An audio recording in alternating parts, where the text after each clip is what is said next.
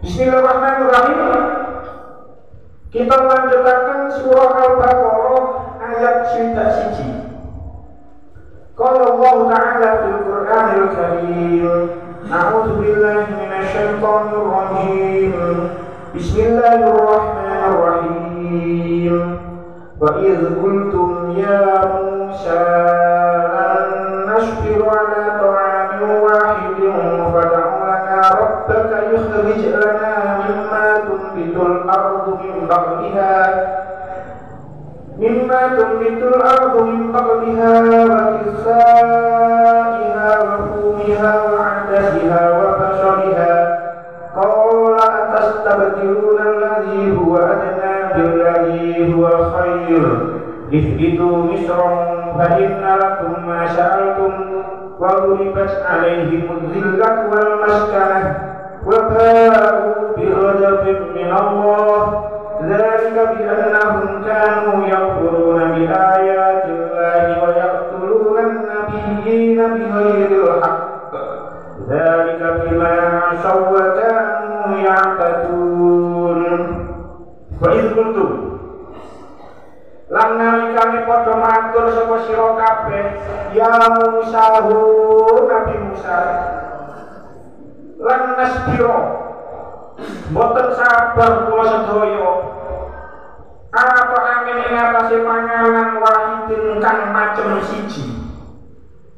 Fad'u mongko kula aturi donga panjenengan lan krana kita Rabbaka ing pangeran panjenengan yukhrij mongko ngedalaken sapa Rabbuka lana kanggo kula mimma saking barang tumbi Tuhbitu kang nyukulaken apa al-ardu bumi Mim batliha saking jejangane ardu wa kisaiha lan kerayane ardu wa fumiha lan gandune ardu wa adasiha lan adasi ardu wa basoliha lan berambane ardu. Kala mongko ngendika sapa Nabi Musa atas tabdiluna ana ta padha ganti sapa sira kabeh allazi huwa ingkang utawi allazi iku adna luwih ala apa ya si allazi billazi kelawan dadi gantine barang huwa kang utawi barang iku khairun luwih bagus ihbitu manggono to sapa sira kabeh miston ing tanah Mesir fa inna lakum mongko sak temene iku tetep kedue sira kabeh menaku tali barang sa'alun kang padha nyuwun sapa sira kabeh ing mah wa duribat lan tandekake alaihim ing atase Bani Israil apa azillatu ino wal maskanatu lan kemiskinan wa ba'u lan padha balik sapa Bani Israil bighadab ben kelawan oleh bendu minallahi saking Allah zalika utai mengkono oleh bendu bi annahum sebab Bani Israil iku kanu ana sapa Bani Israil iku yakfuruna padha kafir sapa Bani Israil bi ayatillahi kelawan pira-pira ayat Gusti Allah wa yaqtuluna lan padha mateni sapa Bani Israil an nabiyina ing pira-pira nabi bihoil haqqi kelawan tanpa alasan kang hak zalika utawi mengkono oleh bendu bima asau sebab oleh padha dosane Bani Israil wa kanu lan ana sapa Bani Israil iku ya'taduna padha ngliwati wates kita wasyarakat sudah siji Bani Israil didhawuhi supaya padha eling nalika dheweke padha matur marang Nabi Musa kang surasane kawula sedaya boten sabar namung keparingan tetep dan werni setunggal inggih punika manna lan salwa panjenengan supados nyuwunaken dhateng pangeran supados pangeran ngedalaken cecekulangipun bumi nggih rupane napa jangan-jangan rai gandum adas lan brambang nalika Nabi Musa ngendika he Bani Israil apa sira kabeh kepingin perkara kang luwih enak kok ijoli perkara kang luwih bagus salah apa sira kabeh kepingin perkara kang luwih ino kok ijoli perkara kang luwih bagus nalika Bani Israil padha ngotot tansah desek marang Nabi Musa Gusti Allah Ta'ala nuwit dawuh kang surasane padha mudhun sapa sira kabeh manggon ana ing Mesir. Insyaallah niku maksude kutha. Ana ing kono sira kabeh bisa oleh apa kang sira suwun. Ana ing sira kabeh banjur padha ino lan miskin lan bakal tampa bendune Allah Ta'ala. Sebab anggone padha kufur marang ayat-ayate Allah lan oleh padha madani para nabi tanpa salah. Kang kaya mungkun mau sebab anggone padha dosa lan Bani Israil pancen padha nganiaya. Ayat sangat panjang. Insyaallah kanten wonten acara kalau sedikit terus boten ditutup-tutupaken setunggal ayat insyaallah. Kita mulai wa iz qultum dan ingatlah ketika kamu berkata ya Musa wahai Nabi Musa lan nasbiro kita tidak bisa sabar ala ta'amin wahid terhadap makanan yang satu. Ayat sudah niki ayat 61 niki sudah siji nggih. Niki masih ada hubungannya dengan ayat-ayat sebelumnya. Kita sampun membahas tentang 10 nikmat yang pernah Allah berikan kepada Bani Israil dari ayat 49 sampai ayat 1. Ini kalau hitung itu bahas 10 nikmat itu, kalau hitung itu ternyata sampai 6 kali pertemuan. 6 kali pertemuan bahasanya 11 ayat Itu kita bahas sampai 6 kali pertemuan. Nah, ayat ini enten hubungan yang erat dengan ayat 58. Ketika niku Bani Israel disuwun kali Allah untuk masuk ke sebuah wilayah dengan mengucapkan kata Hittoh, tapi mereka merubah dengan Hintoh. Nah, memiliki ba'id kultum ya Musa lan nasbiru ala ta'amin wahid. Mereka berkata, ketika mereka berkata, wahai Musa, kita tidak sabar dengan hanya satu jenis makanan. Mungkin jenengan kangen. Orang-orang Bani Israel itu kan diberi makanan berupa manna dan salwa. Tapi mengapa di ayat ini Allah menggunakan redaksi ta'amin wahid, makanan yang satu, padahal yang dikasih adalah dua. Tapi redaksinya ayat ta'amin wahid, padahal ayatnya, padahal realitanya yang dikasih itu adalah dua, yaitu manna dan salwa. Terus ceritanya tentang Al-Qurtubi dinamikakan karena hadzal qaulu min muhibbi. Ucapan ini ngaku marang Nabi Musa itu diucapkan oleh mereka ketika mereka masih berada di padang Tih. Padang Tih selama 40 tahun dikei manna dan salwa. Terus matur marang Nabi Musa, kita tidak bisa sabar hanya dengan satu jenis makanan saja. Wahina alu al-manna wa salwa. Ketika itu mereka sudah bosan dengan manna dan salwa. Terus bosan kali manna dan salwa. Wa tadzakkaru aisyahum al-awwala bi Misra. Dan mereka ingat ketika mereka masih hidup berada di Mesir. Dia sadar ini dikejar oleh Fir'aun dan para tentaranya. Orang-orang ini berada di Mesir. Dan ketika berada di Mesir, mereka memakan hasil bumi. Jadi mereka ini rindu dengan kehidupan masa lalu. Terus mereka mengatakan kita tidak bisa sabar dengan hanya memakan manna dan salwa. Kita ingin makan hasil bumi. Tapi mereka mengatakan dimiliki ala ta'amin wahid. Mengapa kok dinamakan satu padahal yang dikasih dua? Ada beberapa jawaban. Tenggoni tafsir As-Sawi dikatakan kata sekian. Jawabun an su'al, jawaban dari pertanyaan itu, kaifa yakuluna wahidin ma'an lahuma isnani. Bagaimana itu dikatakan satu padahal kenyataannya sesungguhnya itu adalah dua. Fa'ajaba al-muradu wahdatun nawi. Maka saya menjawab dari Imam As-Sawi. Maka saya menjawab yang dimaksud adalah satu jenis makanan alladzi huwa at-ta'amu al-mustalazi, yaitu jenis makanan yang enak, yang lezat. Jadi mengapa dikatakan satu padahal kenyataannya dua? Terus Imam As-Sawi sebab satu jenis makanan, yaitu sama-sama makanan yang lezat. Ada lagi yang mengatakan tafsir Al-Qurtubi, mengapa kok dikatakan satu padahal kenyataannya dua? Ini dikatakan wa kannau anil manni wassalwa bi ta'amin wahidin wa huma isnani li'annahum kanu ya'kuluna ahadahuma bil akhar falidzalika qalu ta'amun wahid. Karena mereka memakan yang satu dengan yang lain itu beriringan. Jadi mari mangan salwa terus mengombe manna.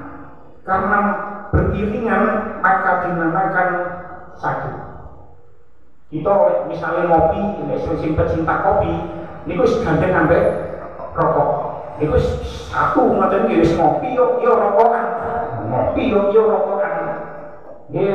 Contoh yang lebih jorok lagi, kita ketika buang air besar, dia pasti buang air kecil. Ya satu paket gitu. Itu ada yang berkata seperti itu. Enten manis berpendapat wakila takrorihima fi kulli yaumin hidain. Karena mereka mendapatkan itu terus menerus dan dia makan manna dan salwa itu terus menerus setiap hari.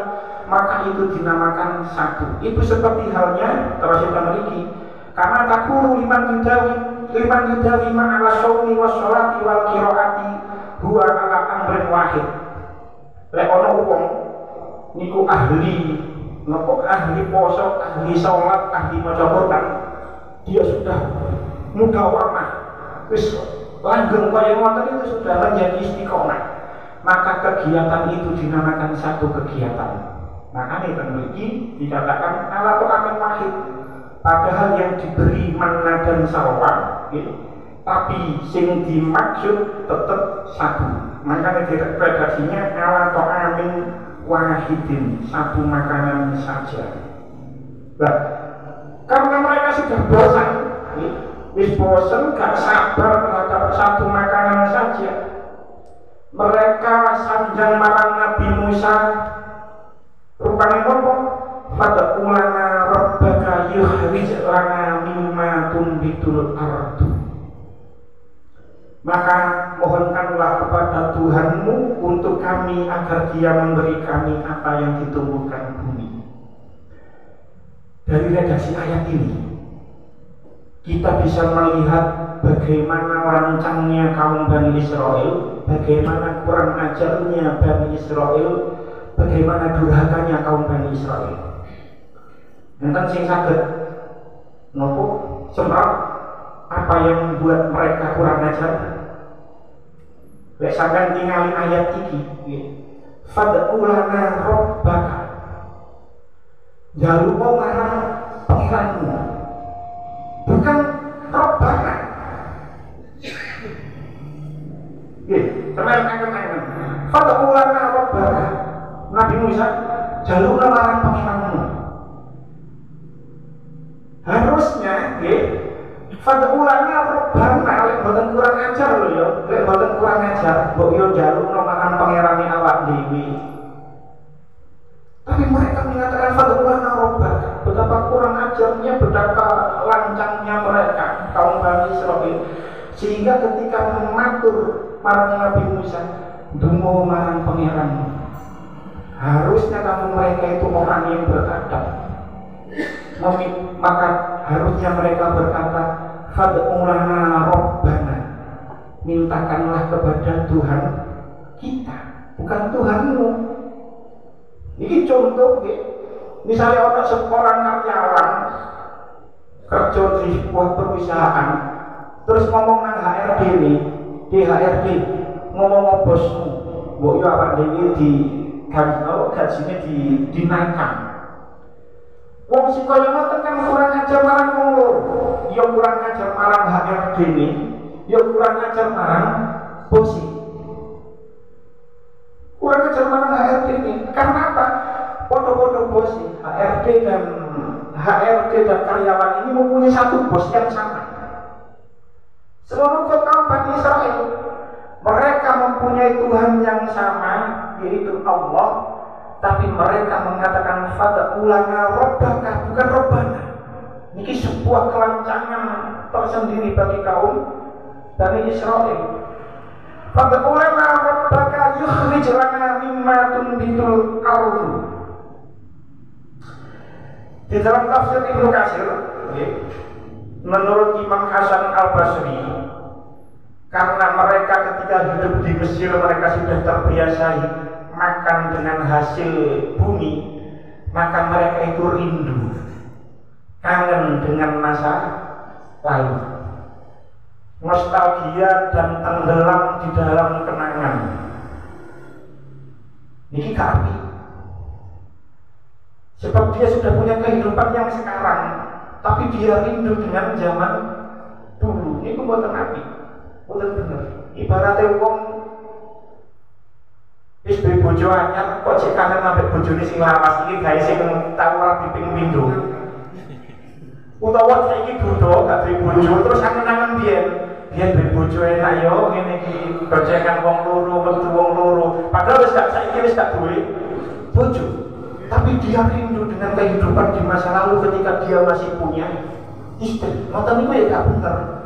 Tambah tenggelam dalam kenangan, hidup dalam nostalgia. Dan mereka itu seperti itu. Mereka itu rindu dengan masa lalu ketika mereka makan dari hasil-hasil bumi. Lalu mereka, apa yang mereka minta? Mereka meminta min baqliha wa qissaiha wa fumiha wa adasiha wa basoliha. Dari sayur-mayurnya, mentimunnya, mungkin insya Allah bahas tentang ini dimaknani gandum. Wa adasiha, adas ini kacang adas, kirakan nopo bentuk kacang adas ini. Wa basoliha dan bawang merah. Tafsir Al-Ibris, lafaz fum ini dimaknani gandum. Tapi kalau kita baca terjemah-terjemah di depan atau terjemah-terjemah bahasa Indonesia, fum ini dimaknani bawang putih. Bawang putih.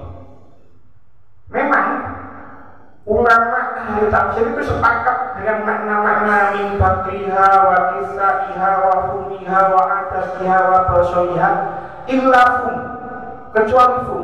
Ulama berbeda pendapat. Ada yang mengatakan bawang putih, ada yang mengatakan gandum. Memiliki dimaknani gandum, memang ada yang berpendapat gandum. Tapi ada juga yang berpendapat bawang putih. Memiliki dikatakan ikhtalafa fil fumi faqilah huwa asrun li'annahu al-musyakilu lil basoli. Ulama ahli tafsir itu berbeda pendapat. Ada yang mengatakan fum itu sum, yaitu bawang putih. Karena apa? Karena serupa dengan bawang merah. Ini adalah pendapat Ibnu Mas'ud. Pendapat Ibnu Mas'ud. Bahkan menurut qiraah Ibnu Mas'ud, wa fumiha ini dibaca wasumiha. Di qiraah yang lain, qiraah Ibnu Mas'ud, wa fumiha ini dibaca wasumiha. Orang-orang Arab memang ada beberapa kata yang mana fa itu dirubah menjadi sa. Niku enten, memiliki dikatakan maghofir. Maghofir niku enten di beberapa dialek di kota Arab tertentu itu maghofir dan fa. Tapi maksudnya maghofir. Ada juga sing napa? Jazat aslinya jazaf jadi jadat. Jadi sak itu diganti menjadi fa. Jadi ada yang berpendapat bahwa fumiha ini adalah bermakna sum itu bawang putih. Tapi ada pendapat lain, wakilah al-fumu al-hintoh. Menurut pendapat yang lain, dan ini pendapat dari Ibnu Abbas dan Wa'aksal al-Mufassirin. Jadi pendapat Ibnu Abbas dan sebagian besar mufassir, fum itu bermakna gandum. Jadi jenengan sing gadah bisa dimaknani gandum, bisa dimaknani bawang putih. Dari sini kita bisa melihat bahwasannya memang masyarakat bangsa Arab itu sangat menyukai bawang. Kulo itu ketika berada di negara-negara tertentu, kulo itu serbian ketika sebelum Covid itu sering tentang Malaysia, tentang Thailand, itu sering mencoba makanan-makanan negara tertentu, negara yang saya kunjungi, termasuk tentang Arab. Mas Yowis oleh jatah catering dari travel, tapi kulo sesekali masih pedal untuk mencari makanan khas Arab itu seperti apa. Jadi kulo tahu makan nasi mandi dengan daging unta, enak daging unta itu mendapat bawang yang sangat banyak. Memang senengannya bawang sampai saat ini orang-orang Arab itu mas nopo-nopo ada yang sing rosok bawang. Jadi sampai sekarang itu orang-orang Arab itu suka dengan bawang. Makanya di beberapa tafsir itu dibahas agak detail masalah bawang ini. Dibahas agak detail tentang masalah bawang ini. Termasuk tentang tafsir Al-Qurtubi, tentang tafsir Al-Mundir karangan pun Syekh Wahbah Az-Zuhaili. Jadi memiliki dikatakan tentang tafsir Al-Qurtubi, ikhtarafa al-ulama fi akil basoli wa sawmi wa ma lahu raihatun karihatun min sa'iril bukuli. Ulama itu berbeda pendapat tentang hukum memakan bawang. Sampai dibahas hukum memakan bawangnya, sampai dibahas tentang tafsir. Ulama berbeda pendapat tentang hukum memakan bawang merah dan bawang putih dan segala jenis bawang yang menimbulkan bau tidak sedap. Fahadaba jumhur ulama ila ibahati zalik. Sebagian ulama besar, sebagian besar ulama itu memperbolehkan makan bawang. Boleh-boleh saja makan bawang. Tapi wadhahabat ta'ifatun min ahli zahir, ada sekelompok orang dari ahli zahir. Ahli zahir itu nopo? Al-qailina biwujubi sholati fil jama'ati fardun. Ada sekelompok Imam Qurtubi mengatakan ahli zahir. Ahli zahir itu adalah kelompok yang mewajibkan sholat berjamaah. Kira-kira ya gak tahu, mungkin gak ono mungkin nang Indonesia. Tapi ada kelompok yang mewajibkan sholat berjamaah. Sholat berjamaah itu wajib. Nah, kelompok ini itu melarang memakan bawang. Haram hukumnya. Sebab apa? Kullu ma mana'a min ityanil fardi wal qiyam bihi fa haramun amalu. Nggih kula terangkan. Sebab napa jenenge mereka mengatakan haram. Jadi dalam tafsir Al-Munir karanganipun Syekh Wahbah Az-Zuhaili niku dinyatakan begini. Hukum memakan bawang itu mubah. Hanya saja ketika selesai makan bawang, hendaknya tidak berkumpul di tempat banyak orang, seperti halnya di masjid. Dan ini dibahas di kitab Sahih Bukhari dan kitab Sahih Muslim. Jadi lek gak ono sing gak gelem lek hadis sing gak sahih, kula duduno hadisnya sahih, ada di Bukhari, ada di Muslim.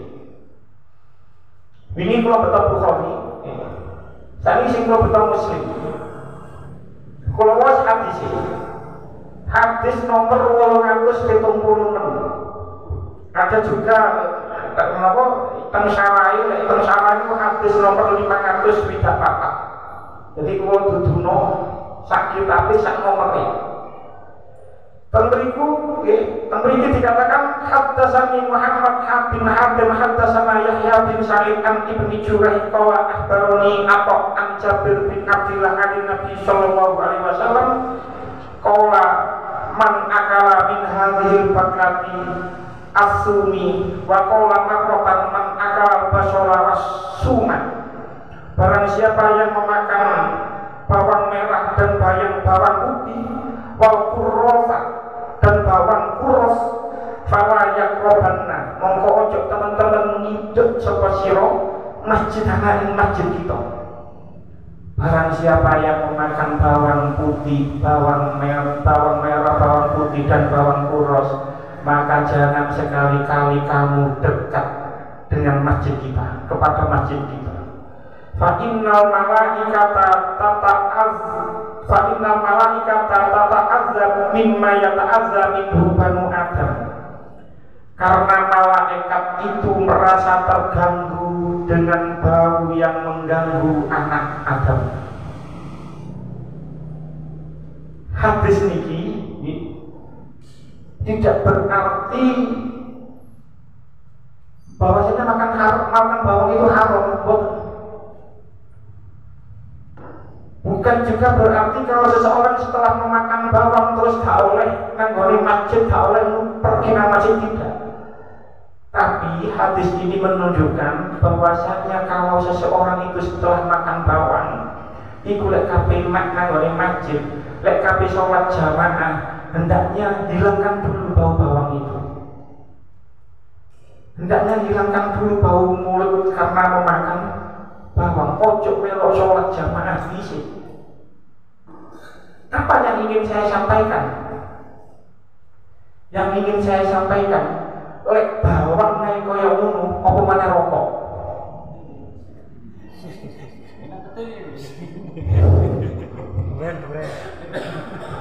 Apa mana? Rokok.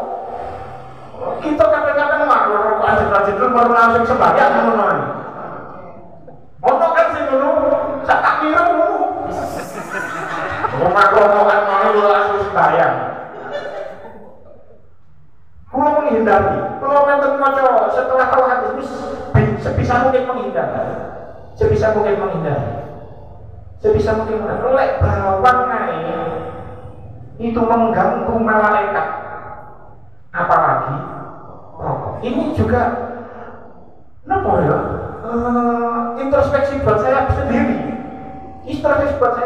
Dan orang-orang yang ahli lisan. DKKB sing larang-larang ini rokokan. Tapi lek rokokan, lek api sholat jamaah, lek bahkan sholat sendiri, atau kape maca Quran, itu hendaknya hilangkan dulu bau rokok yang ada di dalam mulut kita. Makanya dia, Kanjeng Nabi itu sebelum sholat itu mensunahkan untuk menggunakan siwak. Soalnya dia kalau odol. 1400 tahun lalu kan belum ada odol, belum ada pasta gigi, belum ada sikat gigi. Tapi lewat saiki, wis ono odol, wis ono sikat gigi. Sampai ketika sholat, sampai sikat gigi, tangi dulu sikat gigi, sampai niati siwakan, wis oleh pahala siwak. Soalnya biar kalau odol, kalau sikat gigi. Sekarang karena sudah ada sikat gigi, apalagi sikat giginya beraroma segar, kape sholat yosi sikatan. Sebab tentang tafsir Al-Jailani itu dikatakan as-sholatu mi'rajul mu'min. Sholat itu mi'rajul mu'min. Nah kita mi'raj menghadap marang Allah kok ambil rokok ya apa? Iki sepodol, ini nanya aku dhewe ini ya. Gak sampai tok. Jadi as-sholatu mi'rajul mu'min. Sholat itu mi'rajul wong mukmin. Kalau sholat kita masih bau tidak sedap, mulut kita bau rokok, badan kita bau. Wong sholat ngadep pengiran kok model koyok, ngoten makane sunai siwakan. Siwakan salah satu tujuan siwak untuk menghilangkan bau tak sedap di dalam mulut. Sebab dia gak ono odol, gak ono sikat gigi, gak ono pasta gigi. Seandainya ada sikat gigi, ada pasta gigi, insya Allah Kanjeng Nabi ya ngomongkone sikatan. Tapi karena dulu tidak ada orang siwak, dia ngomongkone disunahkan untuk bersiwak dan menggunakan minyak wangi. Itu salah satu sunnah sebelum sholat. Gaya wangi-wangi awake sing wangi. Wis nyata mawon, wis perumpamaan mawon. Sampai yang sing jalur. Misalnya kabeh kumpul ambek bojo sampean, aku gak takon sing gak duwe bojo. Kok bojo sampean mari mangan pindang, mari mangan klothok. Kira-kira sampean kumpul seneng apa enggak? Pasti gak seneng. Mari mangan pindang, mari mangan klothok ae kumpul. Iki sing wis duwe bojo. Semono kok ibu-ibu.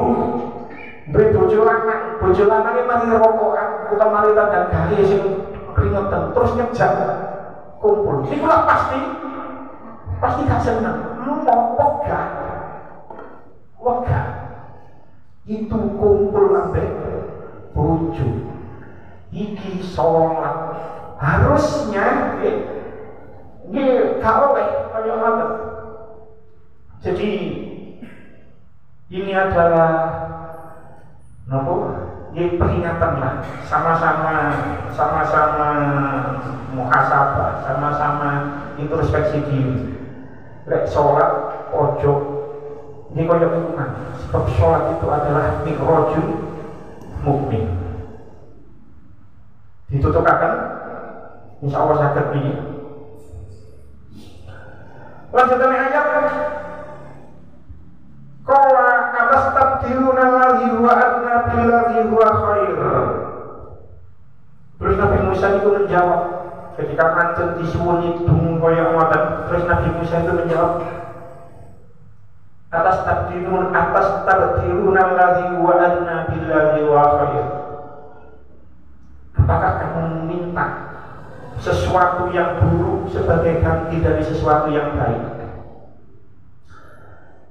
Syekh Mutawalli Asy'arawi pentafsiripun tafsir Asy'arawi ini mengatakan kadosnya, apakah kamu meminta rezeki yang langsung dari Allah berupa manna dan salwa, yang mana rezeki itu langsung dari akhirat, terus kamu minta dengan ganti sesuatu yang lebih rendah derajatnya?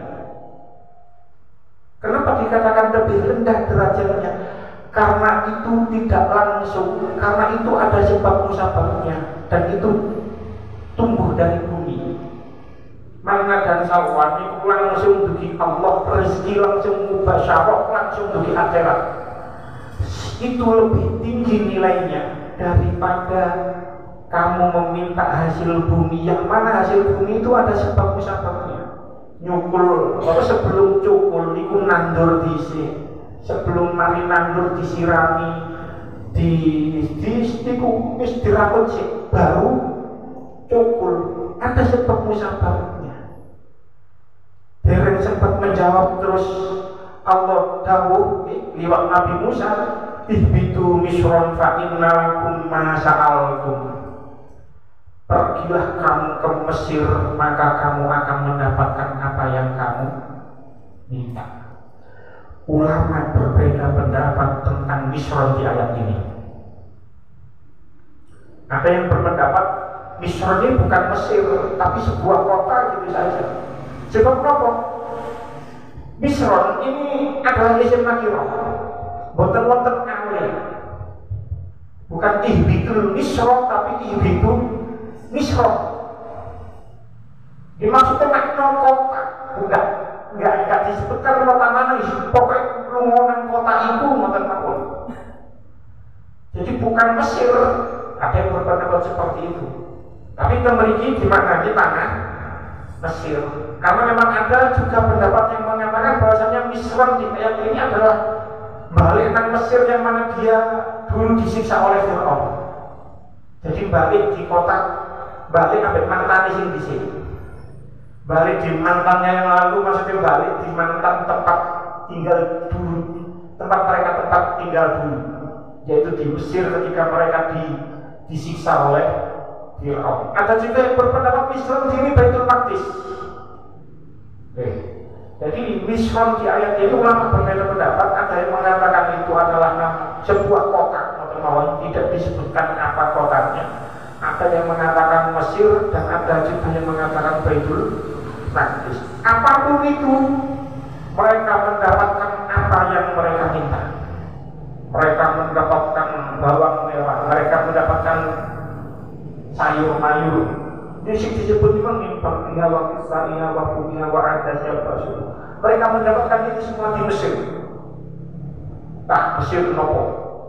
Tapi tidak lama setelah mereka mendapatkan itu semua, lanjutannya ayat wa duribat alaihimuz zillatu wal maskanatu, lalu ditimpakan kepada mereka kenistaan dan kemiskinan.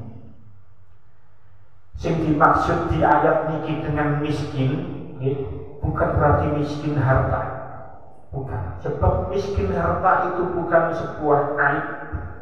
Miskin harta bukan juga sesuatu yang hina. Sebab nopo Kanjeng Nabi nate donga niku kula panjenengan insyaallah wis ngerti tapi gak tau nglakoni.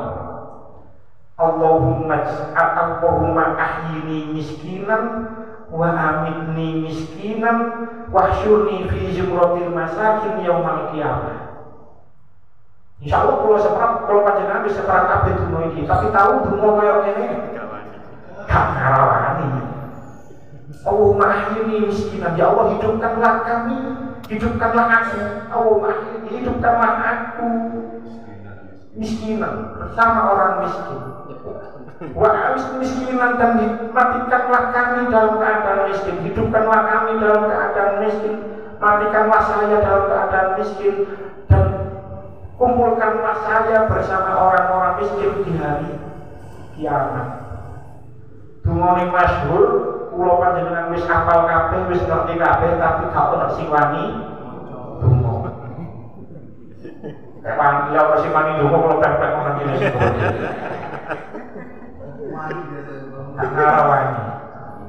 Jadi yang dimaksud bukan miskin harta, tapi miskin qalbi kang bangsa ati. Walau kasrat alwalu, walaupun harta bendanya banyak, walaupun harta bendanya banyak, tapi karena miskin hati mereka masih tetap merasa kurang. Jadi yang dimaksud pengayat ini miskin bukan miskin harta, tapi miskin hati. Jadi waduribat alaihim zillatu wal maskanatu wal waba'u bi ghadabin minallah, dan mereka mendapatkan ghadab dari Allah. Ghadab, murka Allah ini tidak hanya mereka dapatkan ketika di dunia, tapi nang akhirat yo oleh azab. Jadi mereka mendapatkan azab di dunia dan mereka mendapatkan azab di akhirat. Sebab nopo? Sebab mereka zalika bi annahum kanu yakfuruna bi ayatillah. Sebab mereka selalu mengkufuri ayat-ayat Allah. Orang-orang Bani Israel boten bisa tinggal mengkufuri ayat-ayat Allah. Ditinggal oleh Nabi Musa, ternyata mereka menyembah patung anak sapi. Mereka meminta melihat Allah secara langsung. Mereka sudah diberi manna dan salwa oleh nyimpen gairong dino, ternyata mereka menyimpan untuk 2 hari. Tidak hanya sekali 2 kali, mereka mengkufuri ayat-ayat Allah. Oleh karena itu mereka mendapatkan ghadab dari Allah, karena mereka selalu mengkufuri ayat-ayat Allah. Wa yaqtuluna nabiyina bighairil haqq, dan mereka juga membunuh nabi-nabi tanpa hak. Bukan berarti ada atau bisa membunuh nabi tanpa hak, bukan berarti seperti itu, tapi mereka membunuh nabi tanpa tafsir Jalalain itu zulman, ngani moyo. Mereka kaum Bani Israel memiliki dikatakan membunuh Nabi Zakaria itu dengan cara digergaji. Mereka membunuh Nabi Yahya itu dengan disembelih. Jadi betapa orang Bani Israel seperti itu, membunuh Nabi Zakaria digergaji, membunuh Nabi Yahya disembelih. Bahkan tafsir Asyawi dikatakan warada annahum qatalu fi yaumin wahid sab'ina nabiyyan. Tafsir Asyawi dikatakan, diceritakan mereka itu pernah membunuh dalam 1 hari sebanyak 70 nabi. Maka bisa pokoknya dibahas di ayat Al-Quran. Dzalika bima asaw wa kanu ya'tadun. Demikian itu karena mereka selalu berbuat durhaka dan melampaui batas. Jadi mereka harus melampaui batas. Nabi saja yang diutus kepada mereka itu dibunuh dengan cara yang zalim, dengan cara yang luar biasa, disembelih, bahkan digergaji. Maka dari itu betapa banyak ayat di Al-Quran yang membahas Bani Israel itu sebagai peringatan bagi kita, ojo sampai jadi kaum Bani Israel sing koyo muniku. Pun cekap semata mungkin kita diketahui langkah. Bismillahirrahmanirrahim. Wassalamualaikum warahmatullahi wabarakatuh. Alhamdulillahirabbil alamin.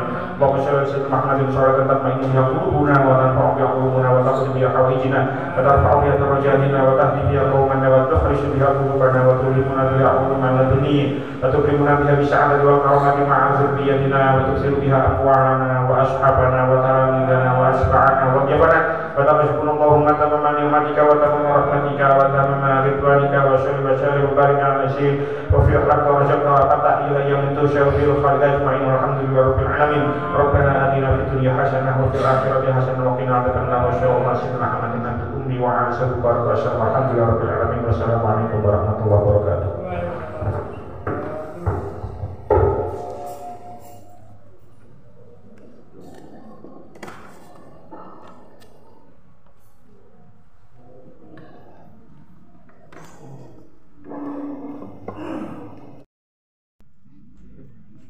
Bismillahirrahmanirrahim. Saya nikahkan dan saya kawinkan Koyok Effendi bin Bapak Marji dengan Mbak Awini Damaryati binti Bapak Jainuri dengan mas kawin 2 juta rupiah dengan seperangkat alat buat dibayar tunai. Saya terima nikahnya Ari Damaryati binti